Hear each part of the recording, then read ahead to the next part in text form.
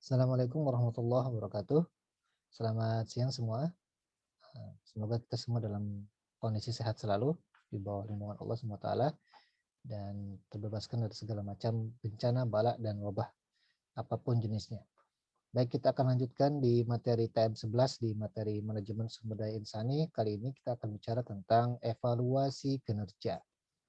Ya, kalau kita memutuskan untuk menjadi seorang karyawan, pegawai atau profesional di luar sana ketika sudah lulus, ketika kita sudah mulai bekerja, itu kita pasti ada penilaian kinerja atau penilaian kerja. Nah, penilaian kerja ini biasanya akan diambil oleh perusahaan sebagai bahan pertimbangan untuk kebijakan atau peraturan-peraturan yang berhubungan dengan kepegawaian. Nanti akan kita bahas sedikit apa-apa saja poin-poin dalam evaluasi kinerja. Ya, kita akan share materinya.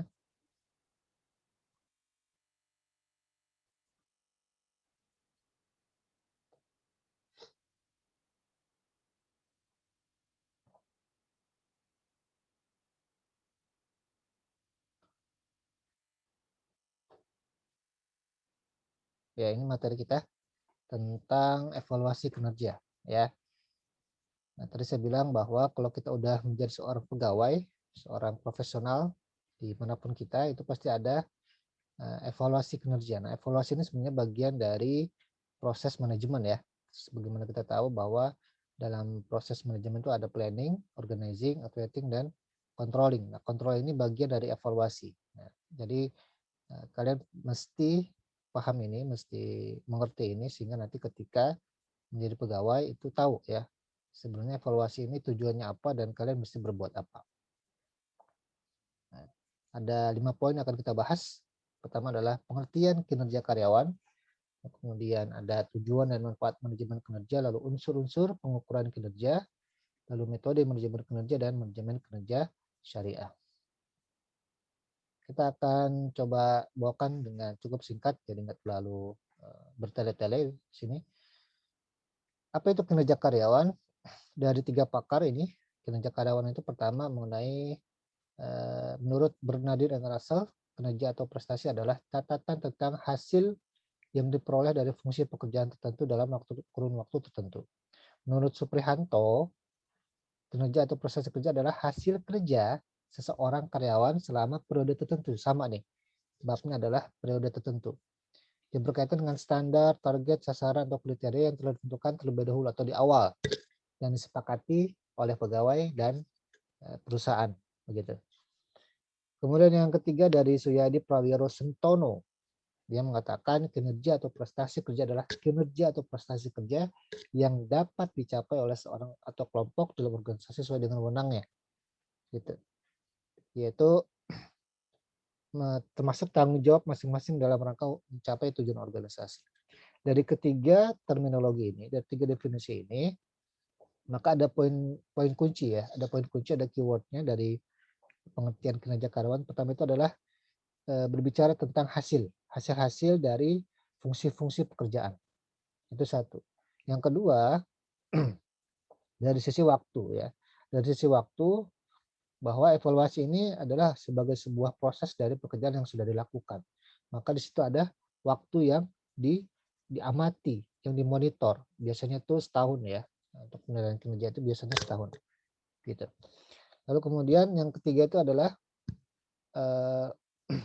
ada disepakati bersama. Jadi evaluasi kinerja ini sebenarnya nggak ujuk-ujuk langsung dinilai, tapi sebenarnya udah ada targetnya dulu di awal dibikin antara pegawai dengan perusahaan. Nah, perusahaan ini diwakili oleh atasan kita, atasan langsung kita.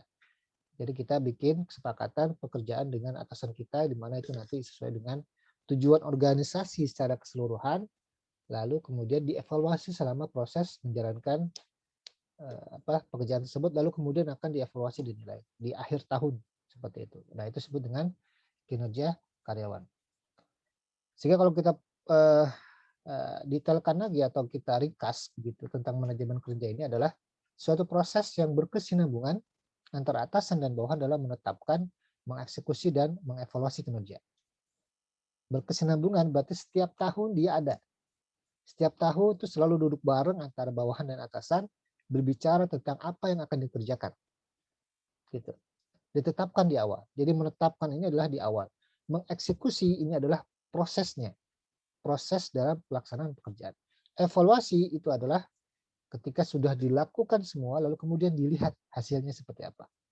Nah, ke semua proses ini, flow ini akan berjalan setiap tahun, setiap tahun, setiap tahun. Yang membedakan apa? Yang membedakan adalah dari sisi strategi keseluruhan dari sebuah organisasi atau perusahaan. Karena setiap tahun biasanya strategi berbeda-beda, maka fokus prioritas pekerjaannya juga turunannya juga berbeda-beda. Berbeda-beda ya. Berbeda-beda dari tahun yang sebelumnya. Jadi sangat dinamis ya. Jadi jangan berharap tahun ini kerjanya adalah A, B, C, D, tahun depan sama A, B, C, D. Bisa jadi berbeda. Bisa jadi kita nggak di unit yang sama, mungkin di unit yang lain dipindahin, di rolling begitu. Jadi kita harus siap setiap waktu ketika kita di rolling atau dipindahkan ke unit yang lain sesuai dengan kebutuhan dari organisasi. Nah itu manajemen kinerja secara ringkas. Nah pasti manajemen kinerja itu kenapa dibuat, dia pasti punya tujuan dan manfaat. Di sini ada kurang lebih 6 manfaat dari manajemen kinerja. Yang pertama itu adalah meningkatkan prestasi kerja karyawan. Ya, meningkatkan prestasi kerja karyawan. Jadi kalau misalkan karyawan itu sudah paham banget dengan pekerjaannya, maka dia pasti biasanya evaluasinya bagus, gitu. Tetapi ketika dia sudah dipromot belum tentu, ya. Nah, maka ketika dia dipromot atau dipindahkan ke unit tertentu, maka dia akan dites tuh, akan dicoba, di-challenge tentang kemampuannya. Ketika dia bisa melewati itu, berarti dia akan meningkat lagi tuh prestasinya dan begitu seterusnya. Ya. Karirnya akan meningkat jika dia bisa melewati tantangan-tantangan yang diberikan kepadanya. Yang kedua adalah mendorong kinerja organisasi. Ketika setiap individu, pegawai memberikan kontribusi yang terbaiknya, ya, pengetahuannya, keterampilannya untuk unitnya, untuk divisinya, dan itu berhasil, maka secara umum, secara langsung juga itu berefek terhadap kinerja organisasi secara keseluruhan. Ya, jika seorang marketing dia bisa mengkontribusikan keuntungan divisinya 10%, maka secara umum akan berdampak positif terhadap peningkatan laba terhadap perusahaan atau organisasi. Yang ketiga itu adalah merangsang minat pengembangan pribadi karyawan. Ketika ada evaluasi antara pegawai dengan atasan, di situ akan terlihat, di situ akan terjadi komunikasi timbal balik. Saya kurangannya apa ya selama bekerja? Lalu kemudian atasan juga akan melihat, kamu kelebihannya apa ya? Nah, ketika tahu kelebihan dan kekurangan tersebut, ketika fokus terhadap kekurangan, maka di situ adalah tanggung jawab dari atasan untuk memberikan pengembangan diri. Ya, bisa pelatihan, bisa mentoring, bisa coaching dan lain sebagainya supaya dia kekurangannya itu semakin kecil, bahkan mungkin nggak ada ya, nggak ada. Nah, itu adalah salah satu fungsi dari manajemen kinerja. Ini akan kita lakukan nanti atau dilakukan ketika menjadi seorang pegawai. Yang keempat adalah membantu perusahaan menyusun program pengembangan karyawan. Nah, tindak lanjut dari yang ketiga tadi, merangsang minat pengembangan pribadi itu akan dilaporkan ke manajemen secara besaran ya. Secara besaran akan dilaporkan ke manajemen. Nah, manajemen akan mengumpulkan semua laporan tersebut, yaitu kekurangan, kelebihan dari karyawan yang ada, lalu kemudian dibikinlah program pengembangan karyawan. Biasanya dalam bentuk pelatihan-pelatihan gitu ya, pendidikan-pendidikan yang dimana tujuannya adalah untuk memenuhi gap. Gap itu adalah jarak antara kemampuan yang seharusnya dengan kemampuan yang ada sekarang. Sehingga tuh udah nggak ada gap lagi. Ya. Nah, itu yang dilakukan oleh organisasi secara besar. Kemudian adalah menyediakan sarana kebijakan sistem imbalan karyawan. Karena orang udah kerja setahun, ya, kemudian dia bagus kerjanya, evaluasinya juga bagus, attitude-nya bagus, hasilnya bagus, memberikan dampak positif, bisa laba, bisa pelayanan yang lebih baik terhadap customer, misalkan kalau misalkan di perbankan atau lembaga jasa keuangan, maka dia pasti mengharapkan ada sesuatu ya, sesuatu imbalan yang membuat dia senang gitu. Nah, ini bisa berupa materi ataupun yang lainnya, ya bisa tunjangan, bisa materi, bisa bonus tahunan. Nah, sistem imbalan tersebut itu didapat dari hasil dari evaluasi kinerja. Jadi kalau misalkan evaluasi kinerjanya bagus, maka biasanya bonusnya juga lebih besar. Bonusnya lebih bagus. Seperti itu. Sehingga itu bisa meningkatkan semangat pegawai. Yang terakhir itu adalah menjadi sarana komunikasi atasan dengan bawahan. Ya. Salah satu sarana yang harus terjadi itu adalah komunikasi antara atasan dan bawahan itu harus bagus. Minimal 1 kali dalam setahun atau 2 kali dalam setahun setiap semester itu ketika penilaian kinerja. Itu berbicara 4 mata antara atasan dan bawahan. Tidak ada yang tahu.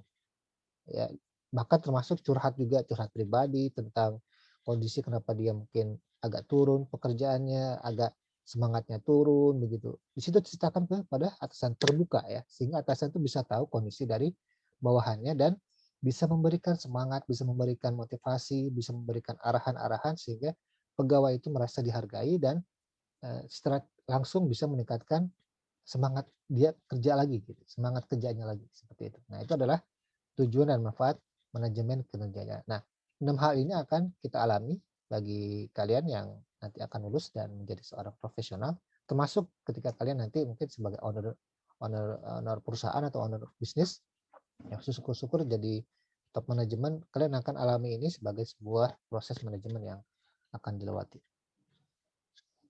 Nah, lalu apa saja sih unsur-unsur pengukuran kerja? Nah, pasti ada apa saja yang diukur gitu ya, dan bagaimana cara mengukurnya. Ya, dan apa saja yang diukur. Nah, unsur-unsur pengukuran kinerja itu kurang lebih ada 3. Pertama adalah apa aja yang diukur. Pertama itu input. Input itu adalah penilaian kinerja dari kepribadian karyawan. Attitude-nya, sikapnya, behavior-nya.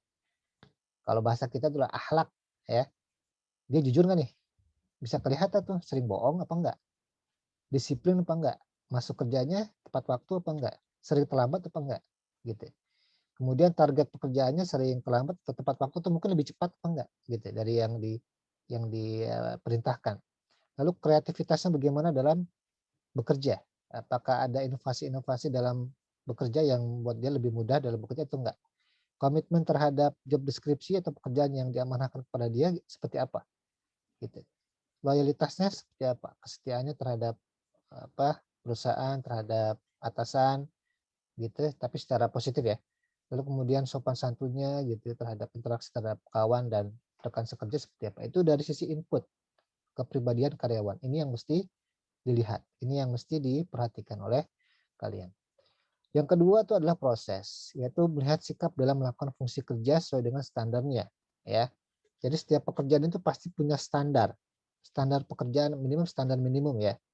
Jadi kalau misalkan kalian jadi seorang finance staff yang kerjaan sehari-hari itu adalah mengumpulkan data-data finance, ya, bisa data misalkan data jumlah customer, data jumlah pembiayaan yang diberikan kepada nasabah, jumlah pembiayaan yang dicairkan misalkan, lalu kemudian berapa nasabah yang dianalisis, pembiayaannya, analisis keuangannya itu adalah bentuknya data.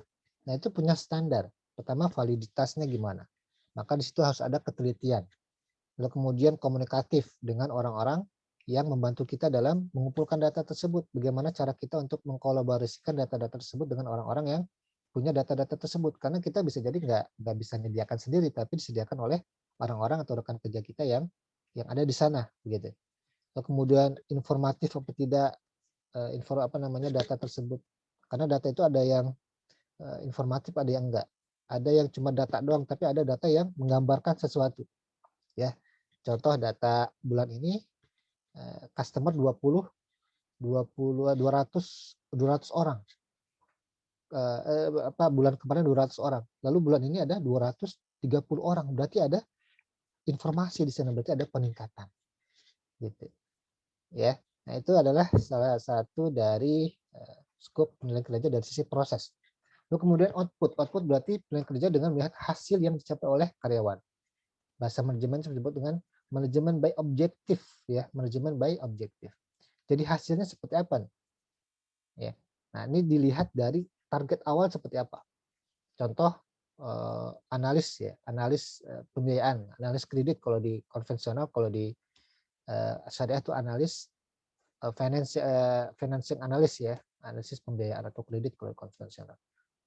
Jadi bisa dilihat berapa customer sih yang sudah dianalisis ya laporan keuangannya. Ya. Lalu kemudian berapa yang sudah cair misalkan jumlah pembiayaan atau pinjamannya gitu. Dan dari kemudian yang cair itu yang lancar berapa pembiayaan apa angsurannya, yang kurang lancar berapa, yang tidak lancar berapa, yang macet berapa. Nah, itu ada targetnya tuh. Pasti target di awal. Target pencairan misalkan jumlah total pencairan dalam setahun misalkan 1 miliar misalkan ditargetkan. Kita lihat tuh, akan dilihat nanti kecapai kan di 1 miliar. Dari 1 miliar tersebut, kemudian dilihat mana yang istilahnya kurang lancar. Ada berapa persen yang lancar, ada berapa persen yang tidak lancar, ada berapa persen yang macet gitu. Nah, itu akan ditargetin. Misalkan yang macet nggak boleh lebih dari 2% dari total pembiayaan. Yang kurang lancar berapa persen, yang lancar harusnya berapa persen. Nah, itu akan dilihat tuh. Nah, itu sebagai bahan evaluasi hasil akhir dalam setahun. Karena setiap tahun perusahaan itu akan men-share, mempublish laporan keuangannya. Nah, laporan keuangannya setiap tahun, laporan keuangan tahunan. Ya, dalam rapat umum setelah rapat umum pemegang saham itu ada laporan tahunan. Nah, itu akan terlihat gambaran perusahaan seperti apa. Gitu ya.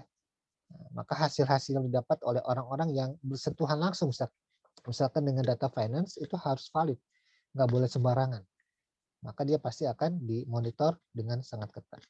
Nah, ini adalah 3 hal yang dinilai, yang diukur ya indikatornya, input, proses, dan output. Dan ketiga hal ini akan dikombinasikan ya. Attitude-nya akan dilihat, sikap dalam bekerjanya dilihat, lalu kemudian hasilnya akan dilihat. Ini yang dilakukan oleh manajemen biasanya perusahaan-perusahaan besar melakukan ketiga hal ini akan dilihat begitu ya. Jadi bisa di kalian cermati dan bisa diukur sekarang. Kalau attitude-nya masih kurang bagus, diperbaiki. Kalau ada proses kerja, misalkan dalam mengerjakan tugas-tugas kuliah masih ada yang kurang begitu, diperbaiki. Kemudian kalau misalkan kalian bekerja dengan target hasil, belajar untuk melakukan sesuatu dengan target ya. Mentargetkan diri sendiri gitu ya. Misalkan minggu ini dikasih tugas, deadline-nya minggu depan, maka jangan tunggu minggu depan. Kalau bisa 3 hari udah selesai. Itu yang kita targetkan kepada diri kita untuk melatih kita bekerja dalam target. Karena nanti di pekerjaan itu pasti ada target. Semacam itu. Persis ya. Kalian bisa latih dari sekarang. Lalu apa metode manajemen kerja yang dilakukan? Ya, metodenya itu ada 2. Pertama, metode manajemen kerja masa lalu. Yang kedua adalah metode manajemen kerja masa depan. Metode manajemen kerja masa lalu itu adalah menilai prestasi kerja secara objektif dalam kurun waktu tertentu di masa lalu. Jadi yang dinilai itu adalah tahun kemarin. Penilaian itu adalah tahun ini.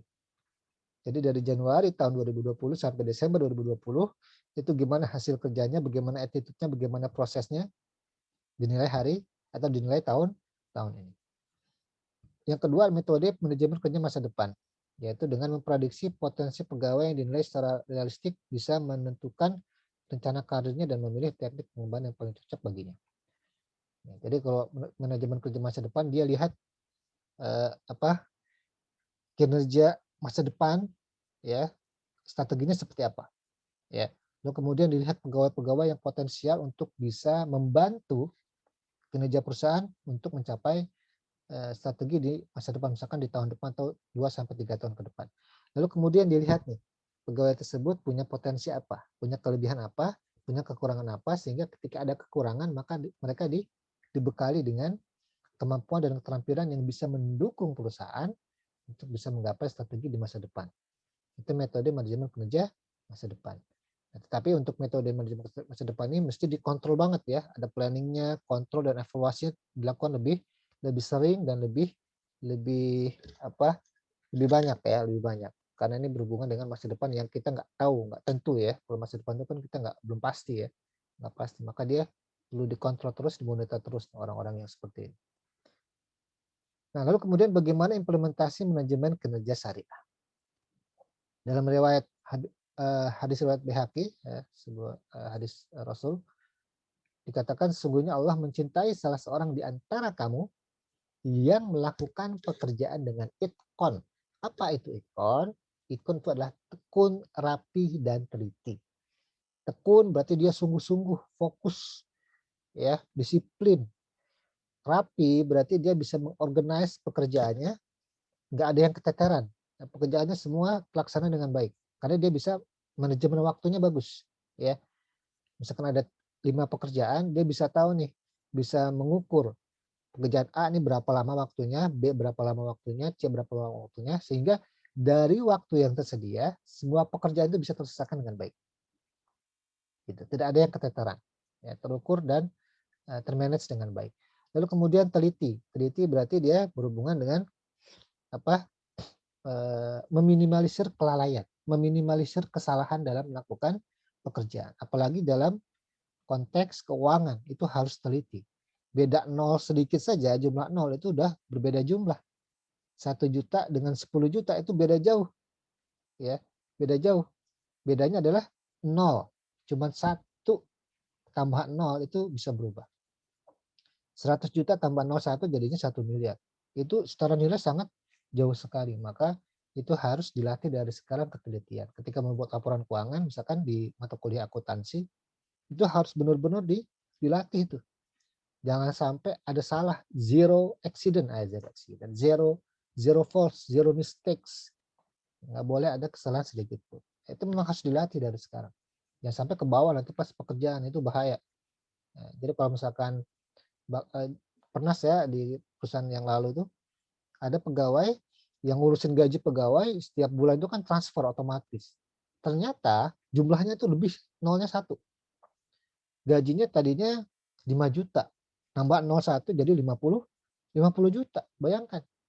Nah, itu harus dikembalikan tuh.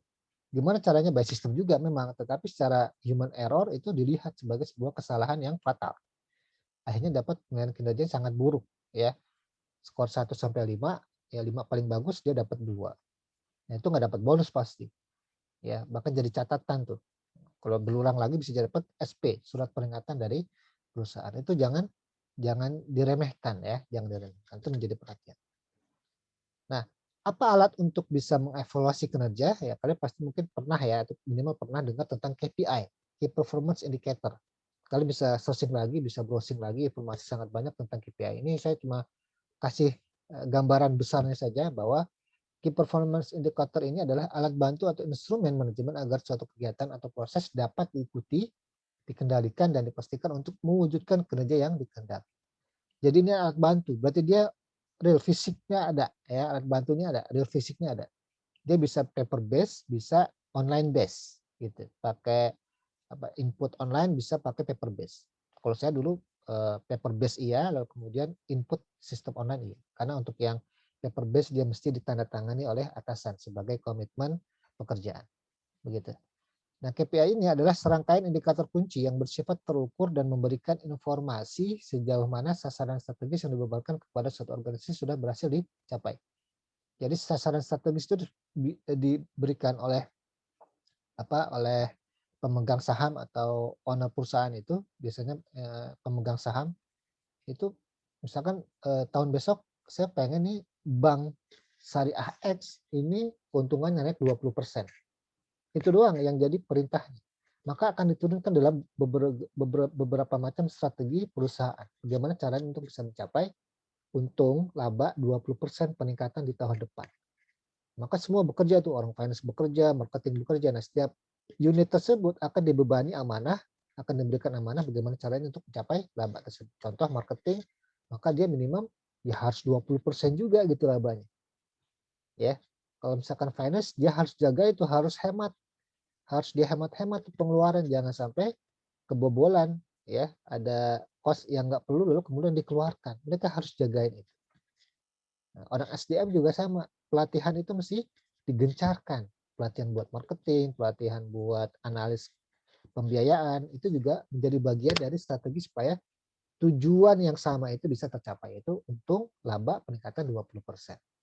Nah, informasi yang tadi ya, kayak pelatihan, lalu kemudian jagain budget, lalu kemudian peningkatan pemasaran atau marketing, itu adalah sasaran-sasaran strategis dari setiap unit yang ada di organisasi. Itu yang akan dilihat, akan diukur. Gitu. Nah, secara lebih detail unsur yang dalam KPI itu adalah pertama tujuan strategisnya apa. Contoh tadi tujuan strategisnya itu adalah bagaimana perusahaan untung, ya misalkan Bank X Syariah untung 20% di tahun depan. Indikatornya apa? Indikatornya adalah marketing, pembiayaan meningkat 20%. Tabungan ya atau funding dana pihak ketiga juga meningkat 20%. Lalu analis pegawainya ditambah ya, dia hire baru, dia rekrut baru ya. Bisa dari yang fresh grade, bisa yang dari professional hire atau pro hire atau yang udah pengalaman untuk bisa mendukung supaya pembiayaan itu bisa berkualitas, nggak ada yang batuk-batuk. Maksud batuk-batuk itu berarti macet gitu ya, telat bayar dan lain sebagainya. Lalu kemudian periode berlaku KPI biasanya 1 tahun. Tapi biasanya penilaian juga ada yang 1 semester. Jadi mid year appraisal atau penilaian tengah tahun dan penilaian akhir tahun, 4-year appraisal. Jadi dilihat selama 1 semester kemajuannya seperti apa, progresnya. Di akhir tahun akan dilihat seperti apa. Seperti itu ya. Nah, apa tujuan utama KPI? Kalau tadi tujuan utama manajemen kinerja udah ya. Ini sekarang tujuan utama KPI lebih dalam lagi, lebih detail lagi. Pertama adalah penghubung visi dan kinerja organisasi. Ya, penghubung visi dan kinerja organisasi dengan pekerjaan-pekerjaan yang ada tercantum dalam KPI tersebut. Ya, nanti kita akan lihat contoh KPI seperti apa. Mengukur tren kinerja organisasi. Jadi bisa kelihatan nih KPI ketika udah evaluasi maka kelihatan nih tahun lalu kita trennya gimana sih? Berapa jumlah customer kita tahun lalu? Berapa jumlah customer kita tahun ini? Berapa jumlah marketing kita tahun lalu? Berapa jumlah marketing kita tahun ini? Lalu apa hubungannya dengan laba yang kita peroleh? Ya, ada peningkatan atau penurunan? Gitu. Yang ketiga, perbandingan kinerja organisasi antar waktu. Ini mirip-mirip dengan tren kinerja organisasi. Kalau tren kinerja organisasi itu bisa kinerja keuangan gitu ya, bisa kinerja pegawai. Kalau perbandingan kinerja organisasi antar waktu berarti secara keseluruhan ya pegawai dilihat, lalu kemudian penyimpangan-penyimpangan pekerjaan juga dilihat kalau ada, dan kemudian kinerja keuangan dilihat, semuanya dilihat ya karena melihat kinerja organisasi. Lalu keempat, dasar penetapan sasaran kerja divisi dan individu. Jadi yang menjadi patokan kinerja itu adalah panduannya itu adalah KPI. Nggak boleh menyimpang ya, nggak boleh menggunakan tools yang lain. Harus menggunakan KPI. Seperti kayak SOP-nya itu ada di KPI ya. KPI-nya saya tulis apa aja pekerjaan saya. Ini yang harus jadi bahan untuk pekerjaan saya. Nggak boleh keluar dari situ. Jadi kalau misalkan ada 5 pekerjaan ya 5 pekerjaan itu jadi prioritas selama setahun. Nggak boleh di luar itu. Lalu mendorong motivasi bekerja dan perilaku pegawai. Jadi kalau misalkan ada 3 poin prioritas, berarti mereka akan semangat untuk mengejar itu. Jadi mereka lebih fokus dan mereka bisa lebih termotivasi karena ini babnya adalah fastabiqul khairat kalau dalam bahasa agama. Berlomba-lomba dalam kebaikan. Salah satunya adalah bekerja, memberikan yang terbaik masing-masing dari pekerjaan. Yang terakhir itu adalah dasar pemberian penghargaan. Penghargaan ini adalah iqbal jasa, biasanya itu bonus ya, bonus tahunan biasanya. Nah, itu tergantung dari kinerja organisasi. Kalau labanya naik gitu sesuai dengan ekspektasi, sesuai dengan rencana, maka dia biasanya juga akan naik juga. Bonus tahun lalu bisa jadi beda dengan bonus tahun ini. Gitu. Tapi kalau misalkan turun, pasti turun juga. Nah, karena semua saling berkaitan. Nah, ini contohnya. Ya, contoh dari KPI, kalian akan mengisi ini nanti ketika sudah kerja ya. Ketika sudah kerja. Khususnya di perusahaan-perusahaan memang sudah menerapkan manajemen yang modern ya.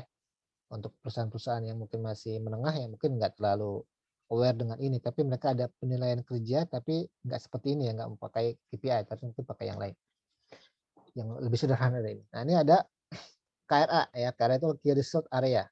Key Result Area ini berarti area-area apa saja yang akan dikontrol, dimonitor. Contoh di sini untuk departemen KPI ya, jadi ini adalah template KPI untuk departemen ya. Divisinya aktuarial di asuransi, perusahaan asuransi, divisi aktuarial. Nama pegawainya Aldebaran. Lalu pertanggal ditetapkan 1 Januari 2020.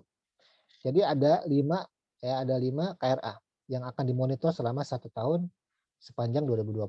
Pertama OPEX management, sales efficiency, underwriting surplus, innovation products, dan terakhir adalah to be a good Muslim employee. Lalu kemudian dijabarkan lagi definisi dari OPEX management itu apa? Monthly actual expense versus budget, ya. Expense itu berarti yang pengeluaran-pengeluaran yang ada itu secara nyata, secara aktual yang dikeluarkan dengan budget seperti apa. Jadi budget misalkan ada 1 juta, maka aktualnya itu lebih dari 1 juta atau kurang dari 1 juta yang dikeluarkan. Itu akan dilihat. Itu dilaporkan selama setiap 1 bulan misalkan. Nah, itu dijagain. Nah, itu biasanya ada laporan keuangan atau laporan budget ya, budget report setiap bulan. Lalu kemudian ada produk illustration implementasi produk ya, yang dijual, sales efficiency. Kemudian ada underwriting surplus. Itu surplus premi. Nah, ini akan menjadi basis basis pendapatan dari perusahaan asuransi ya. Kemudian produk inovasi produk ya, produk pricing misalkan produk pricing berarti harga produk itu berarti bisa berupa preminya berapa sih, menarik apa enggak buat nasabah gitu untuk bisa ikut asuransi atau seperti apa. Yang terakhir itu adalah to be a good Muslim employee. To be a good Muslim employee berarti karena ini adalah asuransi syariah, maka ada penilaian juga tentang bagaimana menjadi seorang Muslim yang baik. Ya, ini kalau di sini dia ada menghafal Quran, targetnya untuk setengah juz dari juz 30. Gitu. Targetnya Desember 2020 udah selesai. Lalu kemudian dilaporkan. Ya. Ada data availability-nya, ada KRA. Nah, ini KRA ini adalah bobot setiap KRA ini ya. OPEX management kalau dia semuanya tercapai gitu ya, monthly budget berarti setiap bulan dia laporkan berarti dia 20% ya nilainya. Kalau semuanya bagus dia dapat 100%. Nanti kan akan dikonversi ke nilai namanya nilai PA, performance appraisal. Itu kalau di saya dulu selang itu 1 sampai 5. Misalkan dia angkanya misalkan 65. 65 itu masuk konversinya ke PA-nya berapa? PA 3 kah, PA 2 kah, atau PA 4 kah gitu. Nanti dari PA scoring itu akan dikonversi ke imbal jasa gitu. Imbal jasanya berapa nih kalau PA 3? Bonusnya berapa nih kalau PA 3? Naik gajinya berapa nih kalau PA 4 dan lain sebagainya. Nah, ini adalah tambahan nih ya untuk tambahan KRA yang tadi to be a good Muslim employee, yaitu controlling atau monitoring tentang ibadah-ibadah wajib dan sunnah mutabah yaumiyah, tapi nggak semua perusahaan tuh pakai ini ya, beberapa perusahaan saja dikontrol di mingguan. Nah, ini bisa dilaporkan juga ke atasan ya. Ini bukan berarti biasanya nggak wajib ya, tapi ini sebagai tambahan nilai saja, sebagai untuk bisa ngejagain tentang ibadah mereka secara sehari-hari. Baik, itu saja manajemen kinerja yang bisa saya sampaikan secara garis besar saja. Untuk lebih banyak lagi kalian bisa sourcing, tapi secara garis besar evaluasi kinerja ini pasti akan ada ketika kalian menjadi seorang profesional. Baik itu perusahaan kecil, perusahaan menengah, atau perusahaan besar. Kalau untuk perusahaan besar, itu biasanya lebih ketat lagi ya, manajemen kerjanya lebih termanage lagi seperti ini tadi. Tapi kalau perusahaan kecil mungkin dia punya penilaian kerja yang lebih simple, yang lebih sederhana gitu. Nah, itu yang harus kalian perhatikan. Intinya adalah kalian harus persiapkan dari sekarang untuk mempersiapkan kemampuan dan kapasitas dan serta kompetensi supaya nanti ketika bekerja itu kalian bisa mempersembahkan kontribusi yang terbaik ya, bersaing dengan teman-teman kalian di pekerjaan dan bisa mendapatkan suatu hal yang membuat kalian senang ya, berupa materi maupun yang non materi. Baik, itu saja dari saya, mudah-mudahan bermanfaat. Assalamualaikum warahmatullahi wabarakatuh.